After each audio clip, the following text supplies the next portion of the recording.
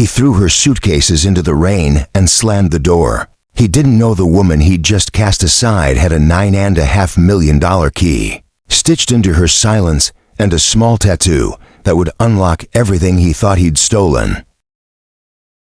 She didn't fight when the door clicked shut behind her. She didn't bang or plead or call anyone to witness the moment. She simply stood there on the porch, palms resting onto small suitcases that had seen better years, rain making dark constellations across a beige cardigan. Her name was Mara Ellison, and at 69 she knew one thing more than any other. Storms always say more about the wind than the tree that survives them. The house wasn't grand, just a square-shouldered cottage on a quiet street that smelled like lawn clippings and laundry soap inside it. Voices still vibrated, the glass a male voice sharpened by pride, a younger female voice sanded flat by impatience. Those voices belonged to Tyler Reed and his wife, Sloan. Tyler, the boy Mara had carried home at 3 months old with a government blanket tucked around his cheeks and a note from a social worker in the diaper bag. He responds to humming. He startles at thunder. Back then, thunder was just weather. Back then, luck felt like something you could grow if you watered it. Mara's husband, David, was alive and eager, the kind of man who bought to second-hand cribs when they only needed one, because he believed. Preparing for joy invited more of it. They painted the nursery a forgiving off-white to hide the scrapes, and taped a paper star over the light switch because someone said it made babies smile. Tyler learned to smile in that house. He learned to walk on floors Mara scrubbed with vinegar and patience.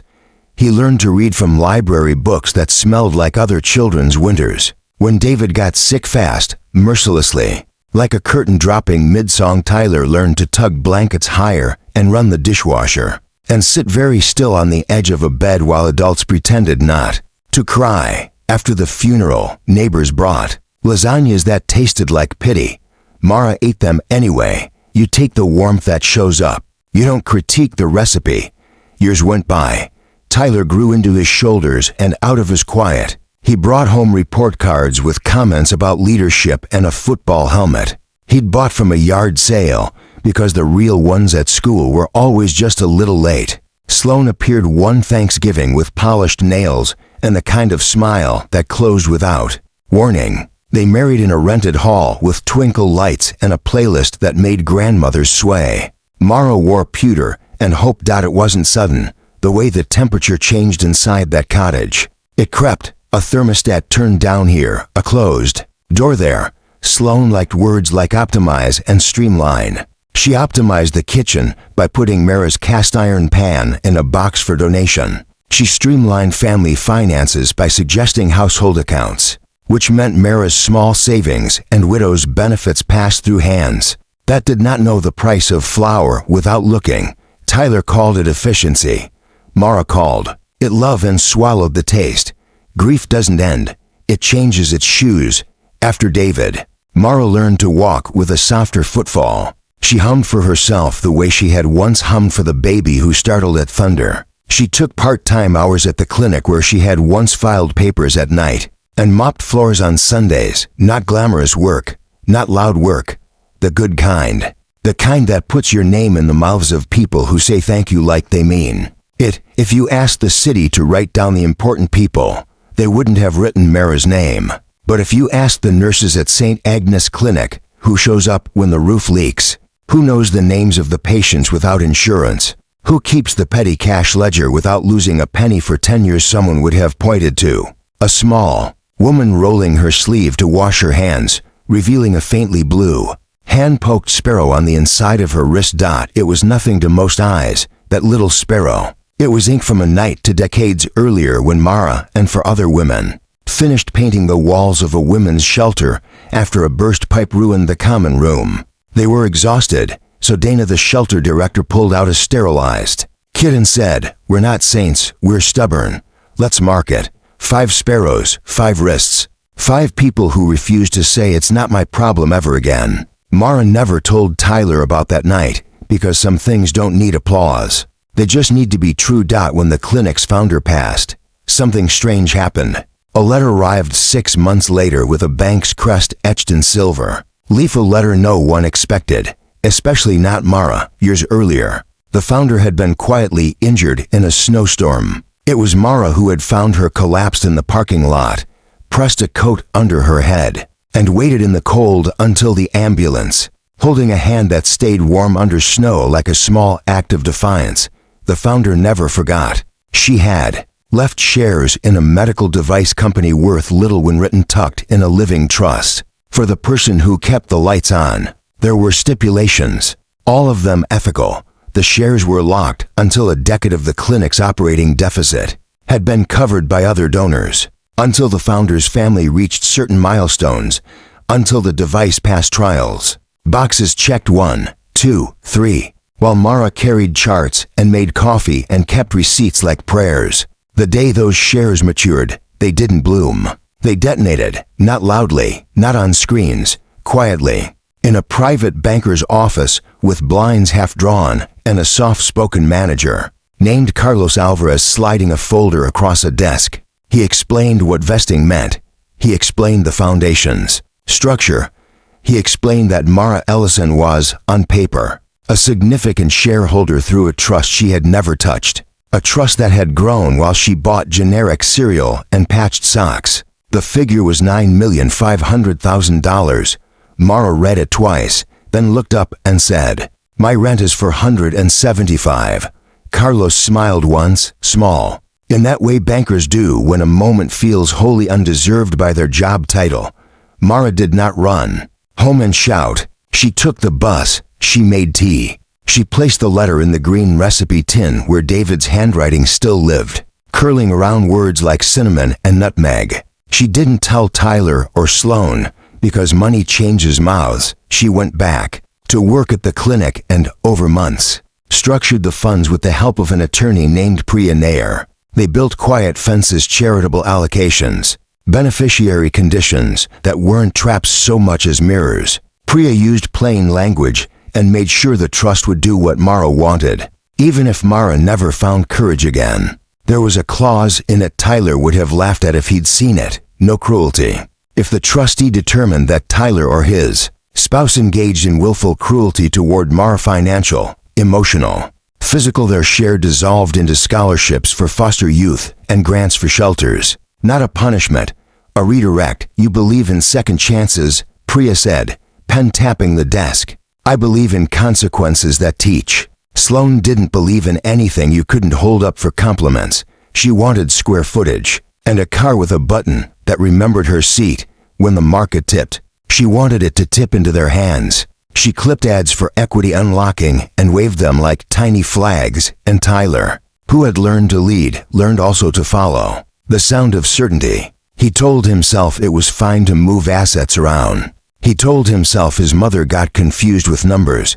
He told himself Sloan was helping. Help doesn't sound like shouting, but the words got louder anyway. They got loudest the week the hospital called to say a billing error meant Mara owed $815 she didn't have. She would have had it 10 times over if she'd admitted who she was on paper. She didn't. She told Tyler she'd figure it out. Sloan called that stubbornness. Tyler called it pride. Mara called it mine. That week, Sloan held up a stack of envelopes in the kitchen and said, "We can't keep doing this, Mara. You're making things hard." And something in the room went dry. Cruelty rarely looks like a slap. Sometimes it looks like a notary in your own living room asking you to sign a paper you haven't read. Sometimes it looks like a lock being changed while you're at church. Sometimes it's the word temporary stretched until it thins into never. The day Tyler decided his mother was a problem to be solved, he picked a Saturday because the neighbors would be out and the trash would already be at the curb.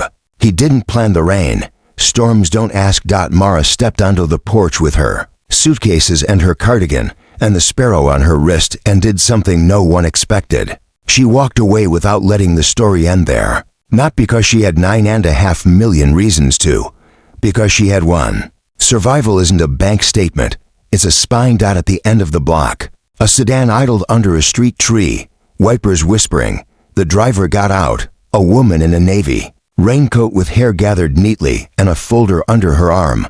"Ms. Ellison," she said, not lifting her voice above the rain, "it's Priya. We were supposed to meet Monday." I thought today might come early. People imagine rescues loud. Most of them happen like this, in drizzle, in sentences that know their strength without flexing. Priya opened the back door and slid one suitcase in. Mara placed the other beside it. She didn't look back until the car began to pull away, and even then it wasn't to punish the house, it was to memorize it. Some places should live in your head as they were, not as they ended. They drove to a bank with a lobby that smelled like lemon and old money. Carlos Alvarez stood when he saw Mara and held her gaze like a person holds a door. In a glass room he laid out papers, a path drawn in ink and signatures. "You are safe," he said, not in a soothing voice, just in a factual one, like saying, "The sky is gray." He gestured to a small device for her fingerprint, and then to a placard about client privacy. Mara nodded and reached to roll up her sleeve. It was the smallest motion, cotton sliding to the elbow. The blue sparrow lifting into view, and yet it changed the temperature of the room.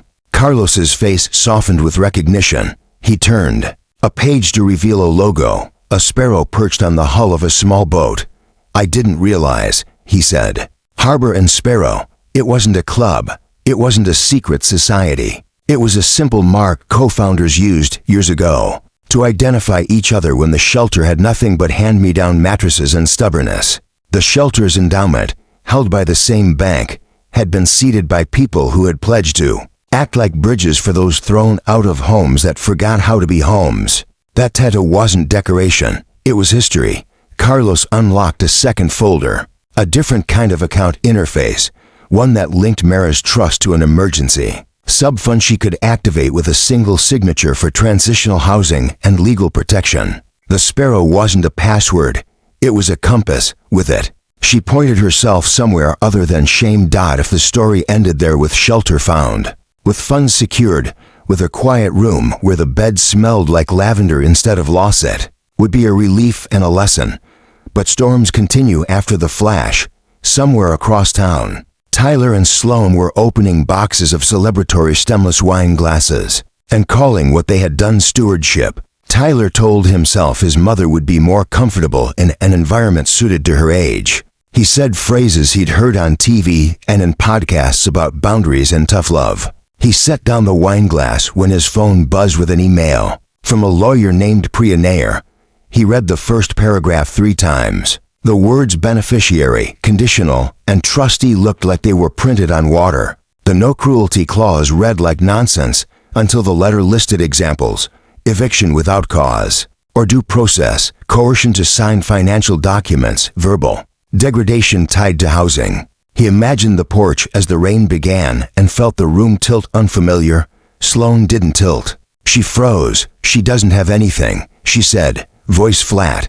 She never had anything. Tyler wanted to believe her because he had built a scaffolding out of disbelief and didn't know how to climb down. He wrote back to the lawyer with a suggestion that there had been confusion. Priya returned a time-stamped video from the smart doorbell he had installed for safety, a video of him pointing toward the street, while his mother stood with 2 suitcases and said nothing. There's no soundtrack for shame.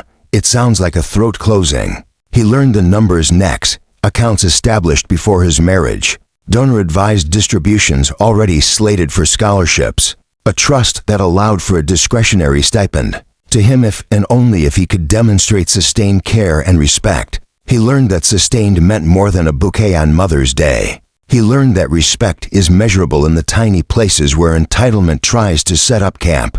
Mara did not watch the emails ricochet. She was busy signing the lease on a small, light-kissed apartment in a building she had secretly purchased with her trust through a non-profit arm that specialized in dignified senior housing. It wasn't an act of revenge. It was an act of remembering. Long ago, after painting a shelter room robin's egg blue, she had said to Dana, "Imagine if one day we could do this, but on purpose, at scale." The ink had never left her wrist. The itch to build never left her bones. She furnished the place with objects that didn't perform: a reading chair, a lamp with a pull chain that clicked the way David liked, a kettle that steamed without complaint. She began her mornings by walking to the clinic and her evenings by reading in a chair that faced a window where the city moved without needing her permission. Priya came by one Sunday with scones and legalese translated to kindness. Carlos called twice to check in and to tell her the foundation board had asked whether she would consider a seat.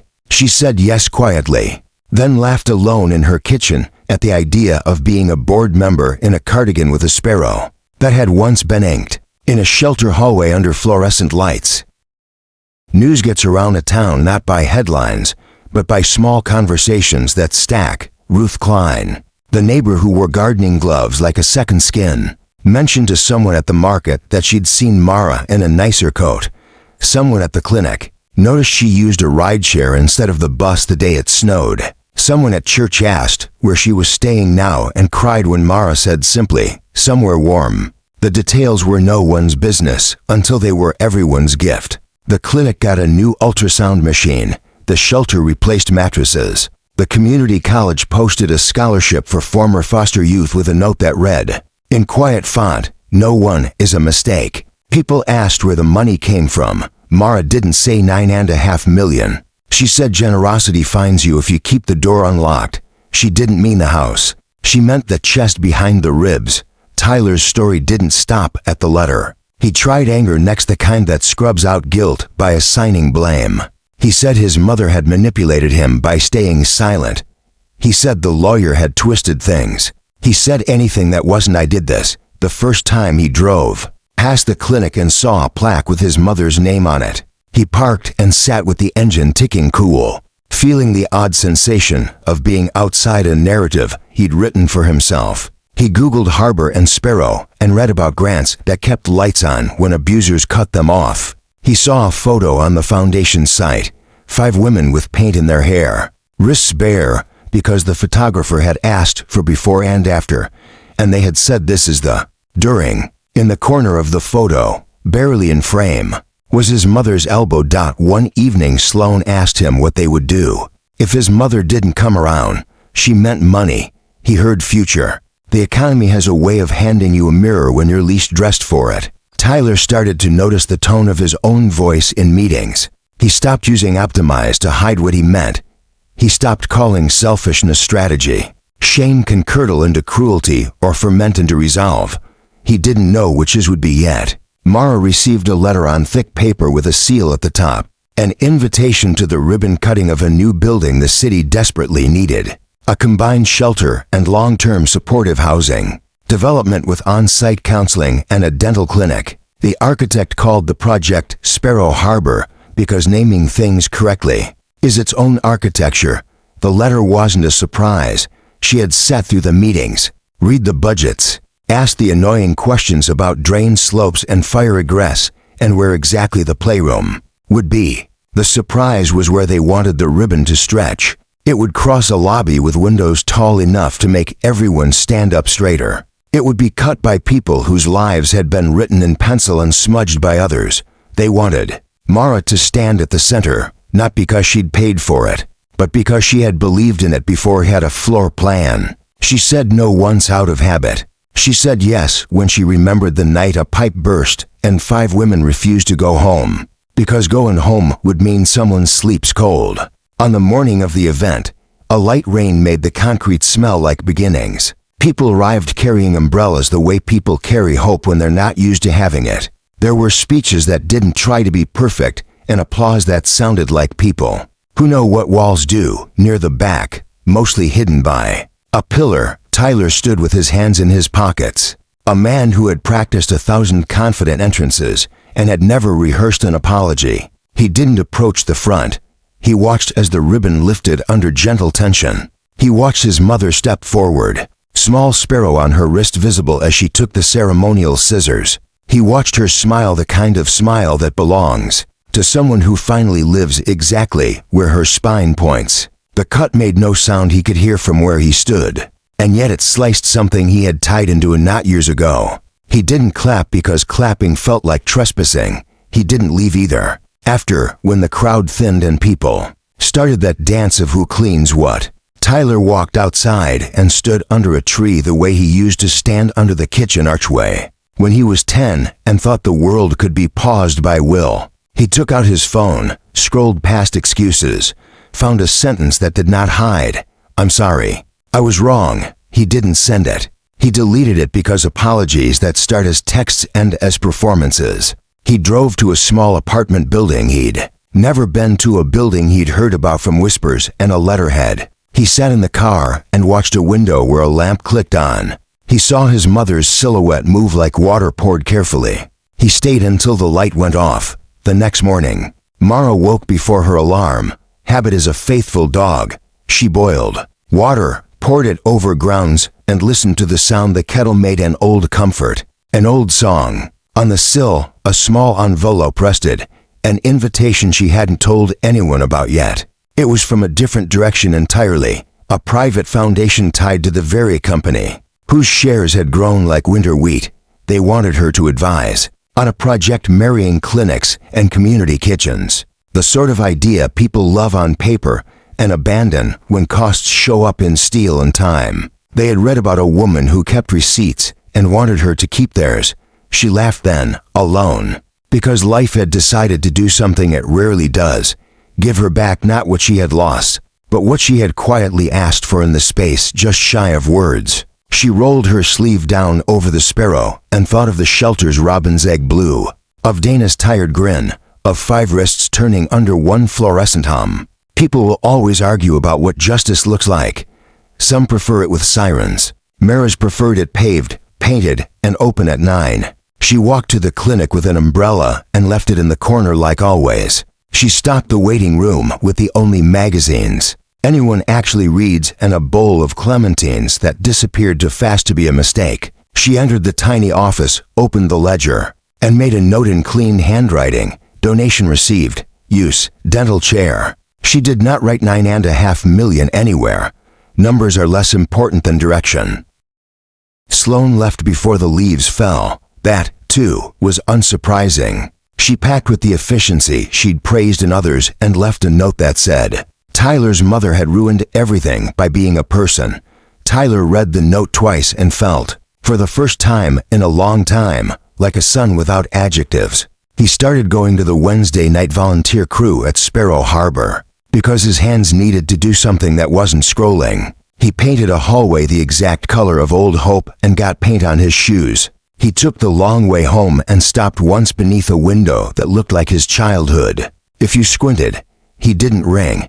He HUMMED. Months folded like laundry done. Right, the clinic's lights stayed on.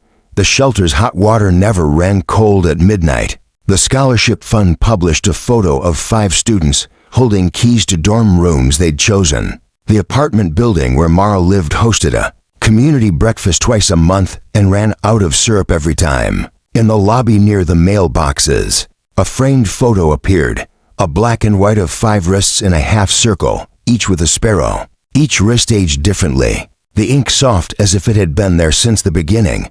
One afternoon, Tyler came to the clinic lobby not as a visitor, but as a man carrying a box of donated blood pressure cuffs from his company. He placed it on the counter where a sign asked for kindness and turned to leave, but his feet didn't.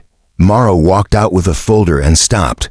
There are 1,000 ways that moment could go wrong. None of them happened. They did not embrace. They did not rehearse the past like a scene they could nail on the 3rd take.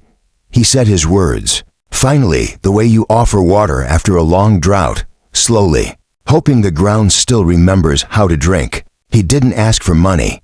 He didn't ask for a timeline. He asked what she needed moved. She pointed to the ultrasound machine and said it hummed too loudly when it sat near the wall. He moved it 3 inches and learned that repair can look exactly like work. The story people tell about Mara Ellison now depends on which hallway you walk down. In a clinic, she's the woman with the neat ledger and the soft laugh. In a boardroom, she's the line item that refuses to compromise people's actual lives for optics. In an apartment lobby, she's the neighbor who remembers your grandchild's name and saves you a seat at bingo. In a quiet house on a street that still smells like laundry soap, she is the silhouette some nights at a window no one can place because she lives somewhere else now, somewhere that fit her all along. Where did she end up? Not on a friend's couch, not in a spare room grudgingly offered. She ended up at the ribbon of her own making, hands steady on scissors built to cut more than fabric. She ended up in the notes section of grants that keep the lights on when storms hit. She ended up exactly where people who don't confuse quiet with weak always end up, at the center of a circle they never claimed but earned. And the money? $9.5 million turned into hallways and hot showers, into dental chairs and ultrasound screens, into keys and classrooms and second chances with first names. It turned into a line of people who no longer apologize for existing. It turned into a sparrow in the corner of a document that no one but the right people will ever see. On her wrist, the tattoo softened the way ink does when it's done its job. It wasn't a secret, just a story that knew when to whisper. If you happened to notice it as she poured coffee for a woman with a toddler on her hip, you might think it decorative. You wouldn't be wrong. You just wouldn't know what it cost to earn. He threw her suitcases into the rain once. He will carry chairs across halls for years because some debts are not paid. They're balanced by a life repurposed. And if he ever forgets, there's a building on a corner with a name that refuses to let him. Sparrow Harbor. Harbor first, Sparrow second, safety, then flight. That's what happens when a storm underestimates a tree.